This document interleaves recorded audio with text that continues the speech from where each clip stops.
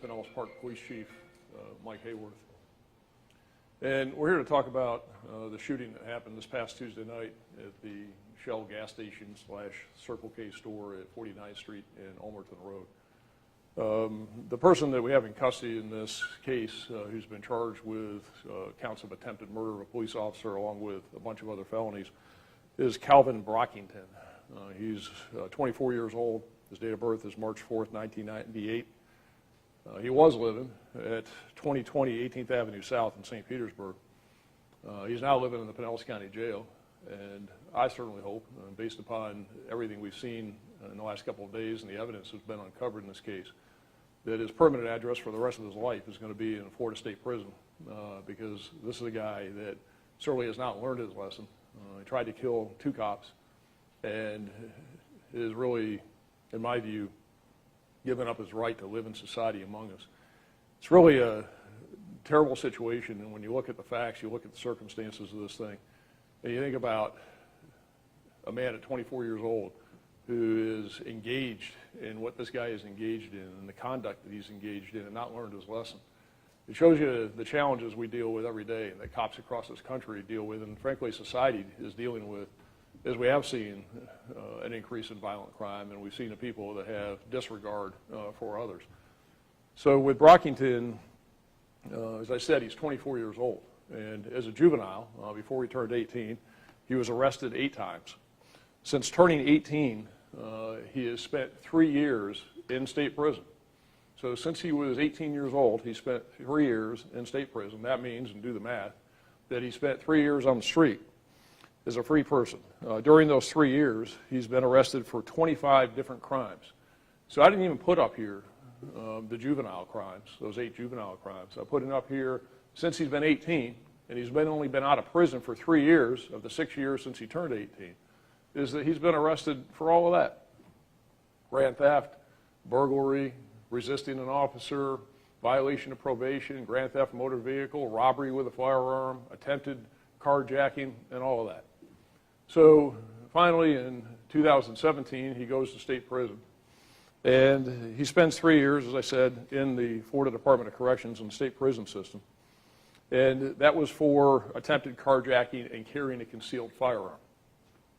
So after getting out of state prison in December of 2020, again, this man who was younger and spending 3 years, as he gets out, decides the way to properly reintegrate into society, to become productive, to get his act together and not wreak havoc out there, as opposed to doing what he should do and support his kids and get a job and live peacefully and productively among us, he decides that he's going to become a drug dealer down in St. Petersburg.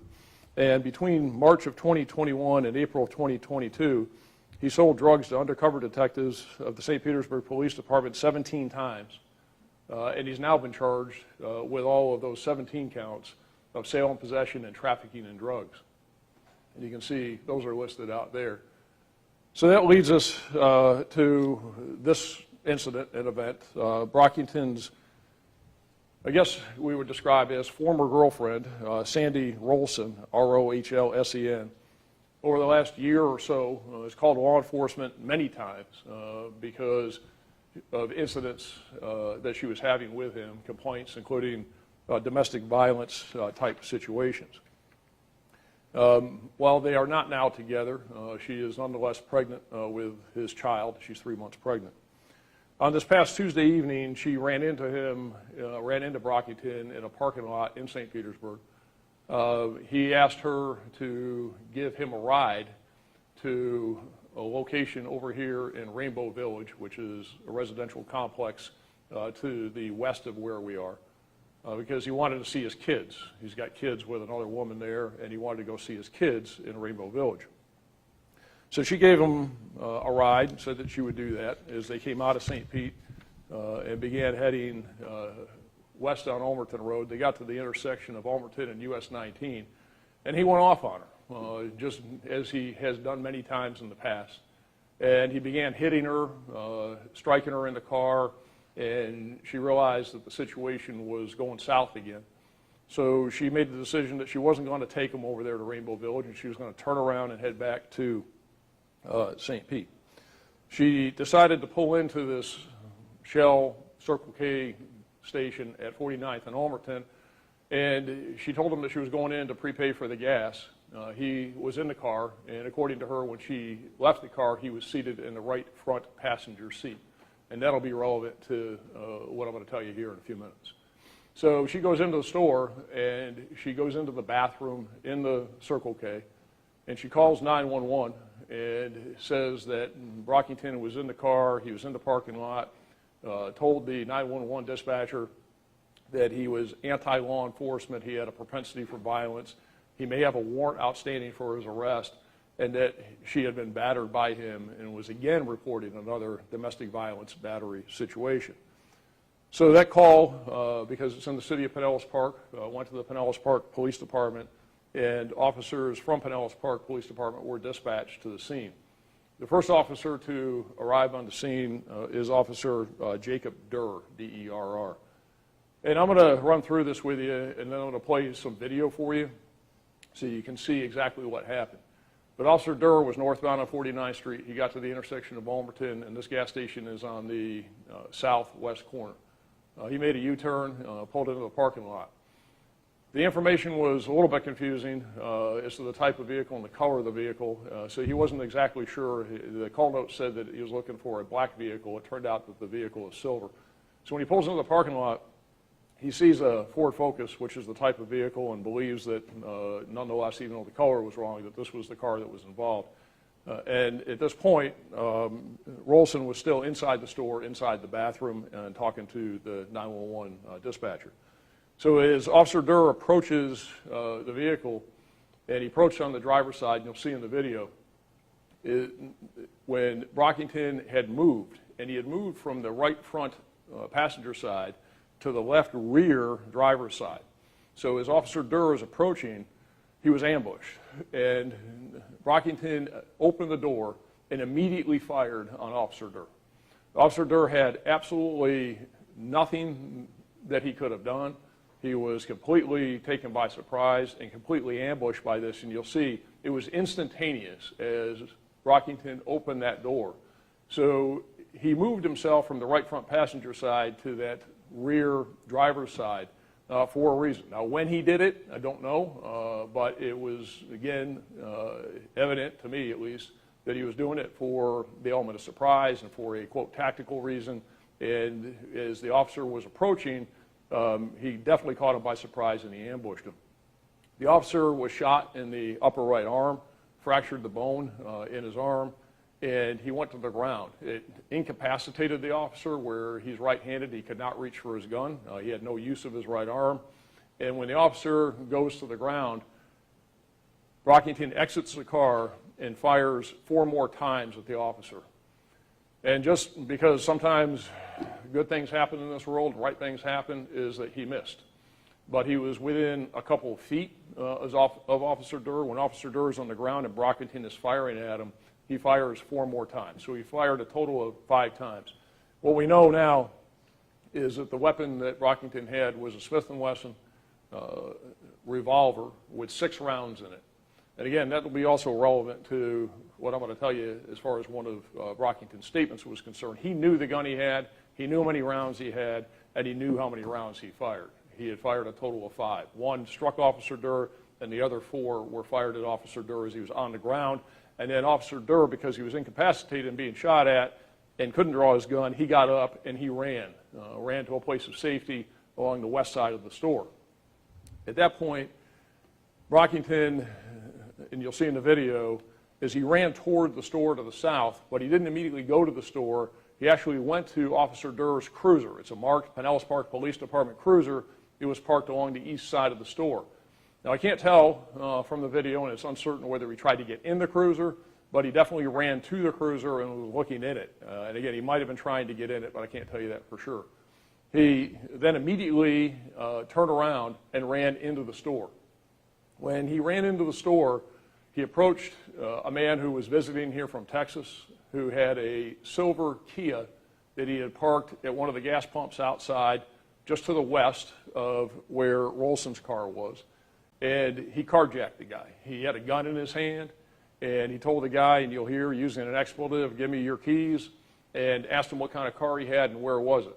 This guy who was the victim of the carjacking, of course, concerned, startled, gave him the keys, and Brockington ran out of the store. As he's running out of the store, and he knows what he's got left, at that point is another Pinellas Park police officer, Officer Casey Gavin, had arrived on scene. And she was parked right next to Officer Durr's car. So as Brockington comes out the door, he sees the second Pinellas Park police car, and he sees Officer Gavin, and he shoots at her. At that point, after he shot at Officer Gavin, he ran to the west toward the Kia, which is the car he had gotten the keys from the victim inside the store.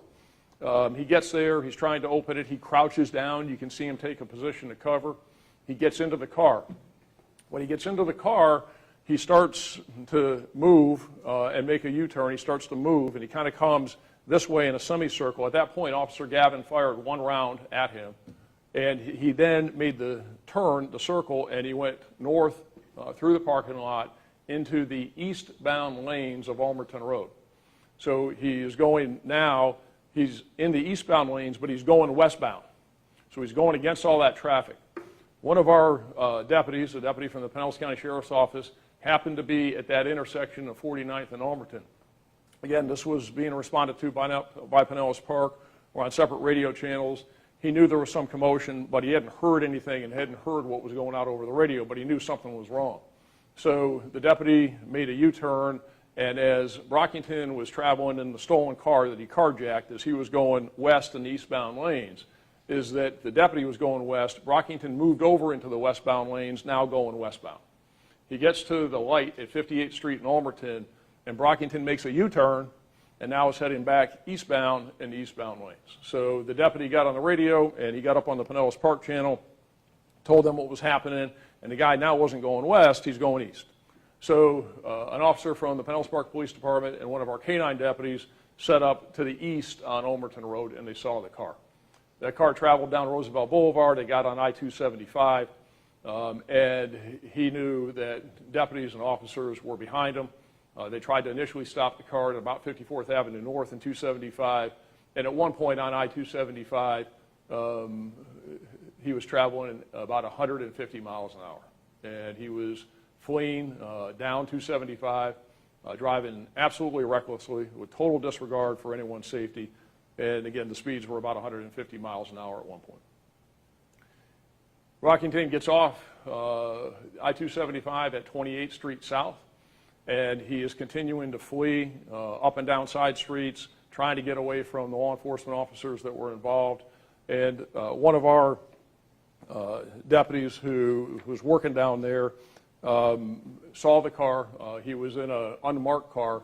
And that deputy is Deputy Brandon Lundy.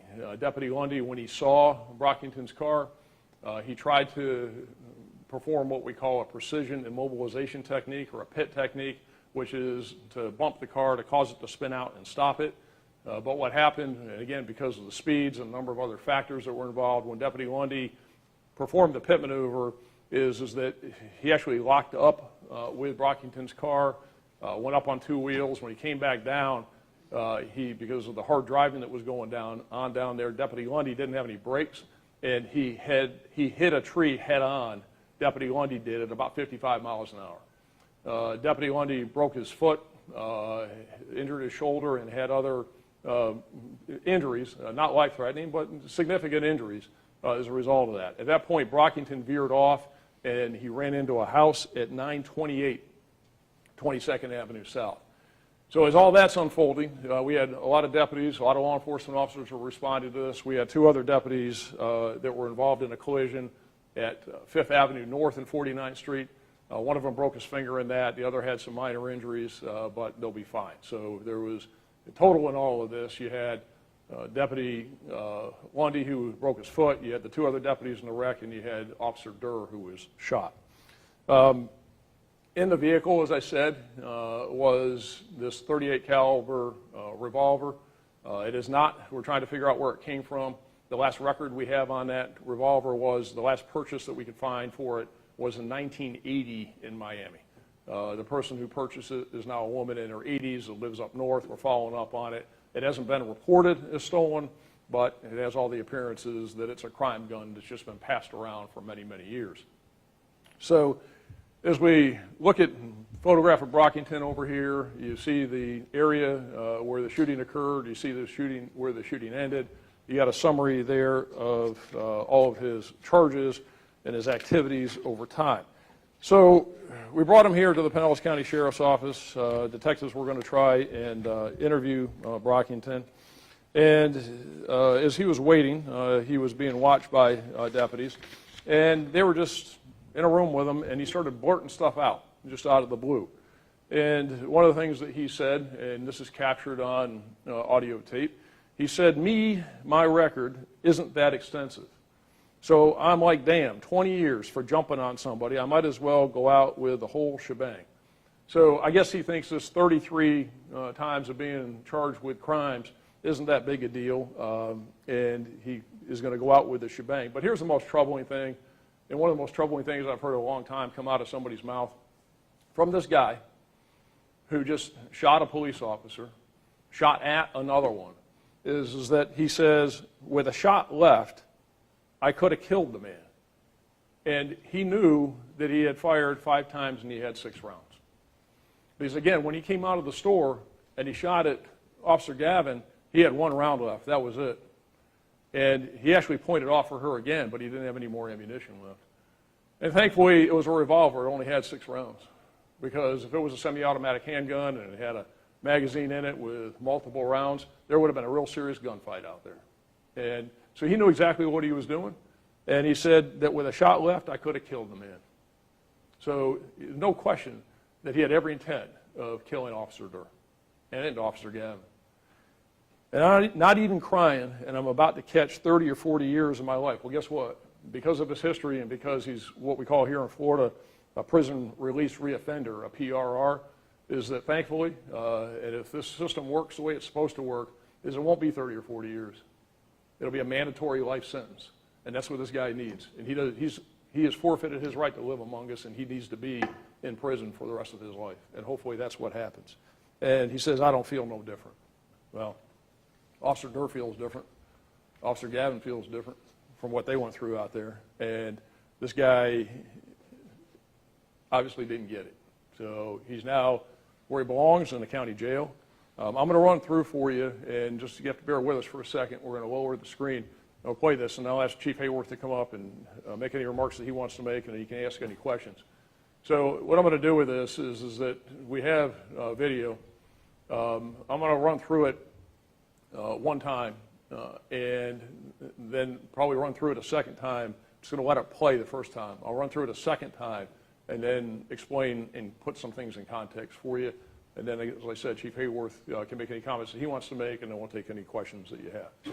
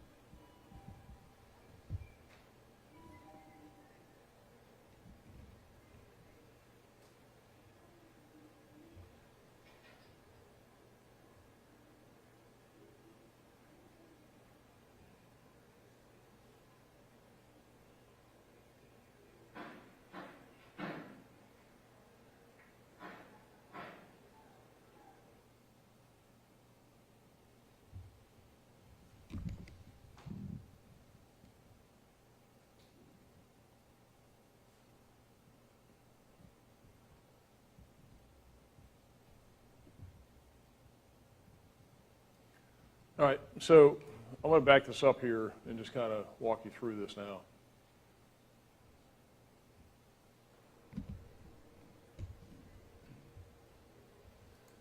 So right here, you've got Officer Durr. He's northbound on 49th Street. This is Ulmerton Road, and he's going to make the U-turn.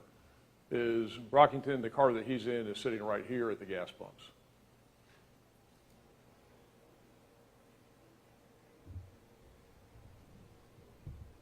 Officer Durr makes the U-turn, and as you can see here, the car that was eventually carjacked, the victim, he's parked here at these pumps facing to the south, furthest west pumps, and Brockington's car is right over here as Officer Durr is getting ready to pull in to the gas station parking lot.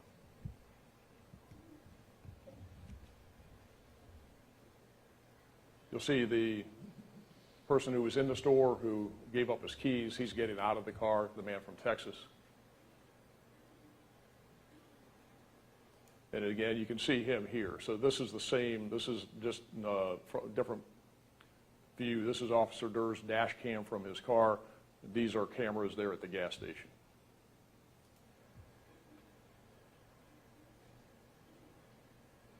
So the carjacked victim's now in the store. There's Officer Durr, you can see on his dash camera, and then you'll pick him up on the gas pump's camera as he comes into view over here. And at some point, Brockington moved from the front seat to the rear seat. Officer Durr is going up and approaching the vehicle. You can see here it's the same activity, same action. See, he opens the door as Officer Durr is approaching. He shoots. So you can see here, Officer Durr goes down on the ground, and you'll see Brockington get out, and so he fires 4 more times.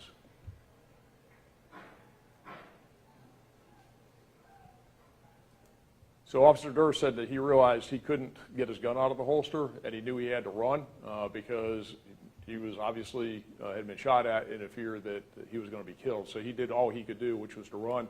Officer Durr, there's actually video, and I'm not going to show it to you. It's just he ran around the west side of the building, down to the south side, and he took a position of cover over here in the back. Now, at this point, what you're seeing is you're seeing Brockington here. This is Officer Durr's car. As I was telling you when I first gave you the overview of this, is that Brockington ran here, and he didn't go inside. He actually ran to Officer Durr's cruiser, and you'll see that here. So here he goes. He's coming to Officer Durr's cruiser, stops. Now he's leaving Officer Durr's cruiser. He's going inside. Now, this is the clerk inside the convenience store. She had heard the shots, and she was going to try and lock the door to the convenience store. As she's approaching the door to lock it, Brockington's coming in, and he's got the gun in his hand.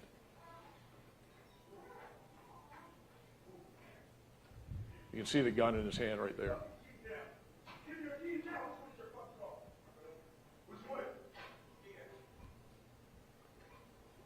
And right there, and he, as you saw here in the previous screen, is that Officer Gavin is right here. He's out, and he fires at Officer Gavin as he's going over to the Kia that he's getting ready to steal.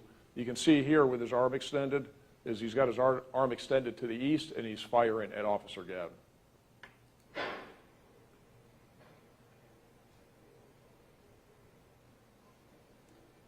And again, this is Officer Gavin here, is that she had gotten out of her cruiser. That's her car there. That's Officer Durr's cruiser. And she now sees him over there behind the gas pumps and getting into the cruiser. You can see here when you look at it, he was actually ducking down here for a second.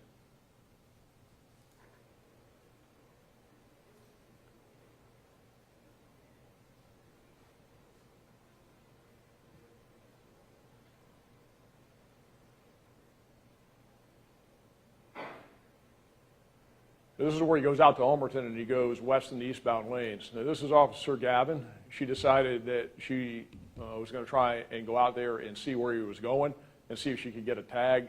Obviously, she couldn't outrun the car, and by the time she got out there, all she saw was Brockington traveling west in the eastbound lanes.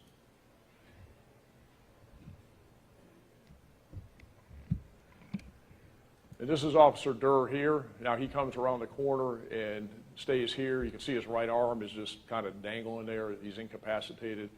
And what ends up happening eventually, and I'm not going to show you the video of it, but the person who was carjacked, the victim in the carjacking, he comes out of the store He comes up to Officer Durr. Officer Durr has obviously been shot and incapacitated.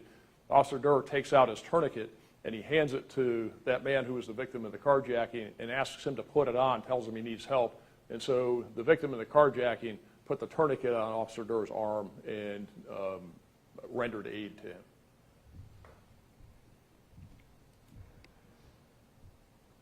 So now this is Officer Durr's body-worn camera. Everything else you've seen is dash camera and cameras from the Circle K. This is now body-worn camera from Officer Durr.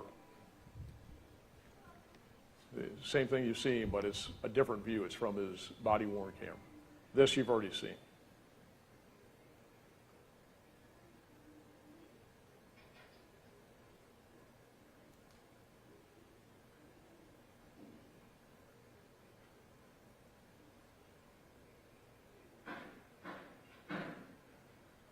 Now, when you see it again here, we're slowing it down best we can. So this is slowed down. It's the same thing. It just slowed down. See, he opens the door. There you go. And you can see right there.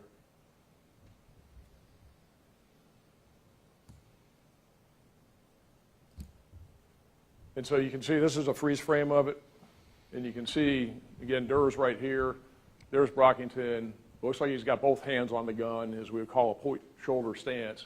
And he just pops open that door and he ambushes them. He just shoots right out the door, and you can see there he's got the gun in his hand. So we'll make this video available if you want to turn on the lights and raise the screen. So we'll make this video available to everybody. I'm going to turn it over to Chief Hayworth for a minute, and then either one of us will take any questions that you have. Thanks, Sheriff. So first things first, our police officer is well. He had surgery yesterday. With a lot of luck, he should be out today and start his recovery. We expect him to make a full recovery and return to duty with the citizens of Pinellas Park's Police Department within the next 3 to 6 months. As the sheriff has gone through our incident from the other night, one, I just want to be able to thank the task force that has put all of this investigation together. Look, this is not going to be done. It's not easy to put all of these things together in this context that you see today. It was very chaotic out there. You have to figure there was not only a shooting scene at 4-9 in Ulmerton, there was also a scene down in South St. Pete where a pursuit had taken place to take the suspect into custody. And that was not going to be done by just one particular agency. And I think that that's one of the things that I want to thank all of Pinellas County law enforcement for, right? Not only our presence in the task force that allows us to put context to our officer-involved shootings and things like that, but also the support that we all received once the call went out that an officer had been shot, a suspect was on the loose, and we were able to rally the troops to get him into custody.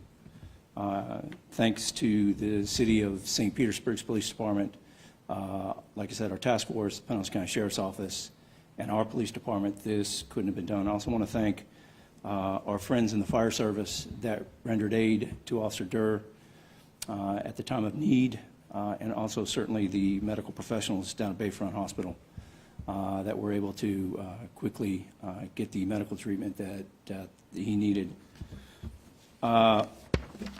Look, these things are tremendously scary to everybody, right? You figure our police officers are being dispatched to a domestic, and it turns into that. It's something that our officers do, at least in the city of Pinellas Park, probably 10 or 12 times a day. So it's hard to know which is exactly the one is going to be where someone is going to try to take the officer's life, the officer's partner's life, and then create such a danger for everybody in our community. The sheriff did a really good job about telling you the history of Brockington, but he is certainly not alone. Our community is littered with folks, and it's making our job a whole lot harder. He's certainly not the first, he's not going to be the last, but I will tell you, in the city of Pinellas Park anyways, over the last probably year, there have been many of our calls for service could have turned into that, and I'm sure the sheriff and our friends in St. Pete, and Clearwater, and Largo, and all over the county can speak to the ones that are happening in their communities as well. So with that, again, thanks to the Sheriff's Office and our task force, and I'm very happy to report that our officer, both Officer Durr and Officer Casey Gavin, will return to duty. That's it. Does anybody have any, you all have any questions? Sheriff, you showed the video of Right. firing the weapon in the parking lot, Right. driving recklessly on Overton 275. Yep. Obviously, this could have ended much worse than it did. Talk about that a little bit, how thankful you all are that nobody lost their life. Yeah, well, you know, as they would say, by the grace of God. I mean, this guy comes out, as you can see, it speaks for itself. He ambushed him and shot at Officer Durr and shot him. Officer Durr goes to the ground and he comes out and he fires 4 more times at him at very close range. As Officer Durr is on the ground and getting up and trying to flee, the man is going after him and shooting at him. So for whatever reason, and all I can do is thank God for it and say that sometimes the right thing happens, is that we'd be sitting here having a very different conversation with you all because we'd have a dead cop. And I'd say that if this guy had a different type of gun, a different crime gun, because that's what it is, we could be having a very different conversation because he only had 6 bullets and he ran out. His desire exceeded the round capacity that he had. There was no doubt that if he had more rounds, he would have fired more rounds. You can see by his comments there that even after the fact and several hours later of what he wanted to do. This is a guy who's the epitome of a true bad guy. This is a guy that has absolutely no care for anybody else, no regard for anybody else. And the men and women in law enforcement are out there protecting our community every single day, doing the hard work, doing the job that they're being paid to do, and doing it well, is that this guy says he wants to snuff them out. And he made every effort to do it. And went after him, even after he's down and shot in the arm and can't even protect himself, he still shoots at him. And so there could have been a lot worse. The driving could have resulted in a lot worse situation. We're very fortunate with Deputy Lundy.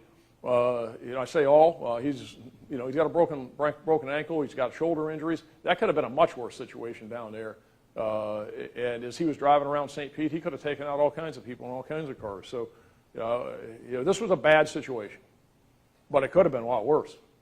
No question, it could have been a lot worse. And it's something that should really give us all concern. We should all pause. When you're sitting in a convenience store like that victim from Texas, what would happen if that man didn't give him the keys, or he just went off? Because according to his girlfriend, he just goes off. He just snaps. We're very fortunate that he didn't just shoot him. But again, yes, it could have been a lot worse. But it's still bad. Our criminal justice system, obviously, there's failures here that are glaringly obvious. It's right there. Well, I can tell you that one of the things that is also for some of those charges that were pending charges is that his girlfriend was a victim in some of those, and some of the reasons why the system couldn't deal with him after he got out of the Florida Department of Corrections, out of the state prison system, is because she wouldn't cooperate in the prosecution. So that plays into this as well. But when you got a guy that's been arrested as many times he has as a juvenile, as many arrests as he had during the 3 years he was on the street, and then he does 3 years in prison, and he comes out, and his first reaction is to engage in crime again and go sling dope all over St. Pete, where they got all these buys into him, and that's what he's doing, and he's got there with a gun and committing crime. I mean, he's a criminal, and he could care less about anybody else. So there's no question there's a problem here. As Chief Hayworth said, this isn't an anomaly. I mean, anybody who thinks that this is an isolated case or this is a standalone, you're mistaken. Is that this is what cops across this state, across this county, across this country deal with every day. And, luckily, they nip some of these things. They deal with them through experience, through training. They don't get to this point. But this officer was ambushed. There was absolutely nothing he could have done other than what he did. And this is what cops do every day. You get a call, you respond, you walk up. The way he was walking up to that car, any single one of us would have done the exact same thing. There's nothing he could have done differently. He had to approach the car. And that guy moved, again, from the front seat to the back seat. There's a reason why he did that. You don't just sit in a car and then move from the front seat to the back seat. It's because he was getting an advantage. He was getting a drop on that cop, and he was going to kill the cop. No question that that's what his intent was. The girlfriend, the ex-girlfriend, she was still in the store at the time? So she was in the store, and she was on the phone with the 911 call taker, as we call it, dispatcher. And so, and we've heard that. So she was on the phone talking to the dispatcher while the officers were responding, telling them so that they could, again, pass it on the best they could to the officers that were responding.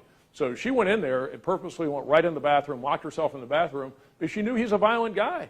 And she was scared of him. And she wouldn't want to be in that car after he went off on her and smacked her as they're riding to his kid's house over here in Rainbow Village. So this is a guy who's volatile. And she knew he was volatile, and she knew she needed to get away from him, and that's why she called the police. And from the moment he shot at Officer Durr to the moment he was caught, how long, do you know how long that was? You know, roughly, I would say, 15, 20 minutes. I mean, something in there, because it did go on for a while, because when he got off the interstate at 28th Street South, when he got off down in St. Pete, he was zigzagging a lot of streets down there in South St. Pete. So he was going fast, got on the interstate, like I said, 150 miles an hour, but when he got off, there was a lot of zigzag going down in there. So I'd estimate it's in that 15, 20-minute range. For the drug charges that were from March 21st to January of this year, was he taken into custody for those earlier this year, or were those charges also added when he was arrested? Right. So those charges were just placed by St. Petersburg. He had not been taken into custody, and those charges were just placed by St. Petersburg Police Department as a result of his arrest from Tuesday night, which is not uncommon in drug investigations to make the buys, let them sit as they're furthering the investigation. So they had not. But again, you can see this is what the guy's doing. This is how he's, quote, making a living. It's not making a living. It's peddling poison in St. Pete. But look at all those counts. Look at what he's doing down there. And this is just what he was selling to cops. Look at all the other drug dealing he was probably doing where it wasn't to cops. This is what the guy was, that's why probably why he's carrying a gun. So he's a convicted felon in possession of a firearm out there slinging dope all over St. Pete. And he wants to go see his kids and beats up the woman who was taking him to go see his kids. And then she's scared, she calls the cops, and here we are. All right, anybody else got anything? All right, we appreciate you coming out. Thank you.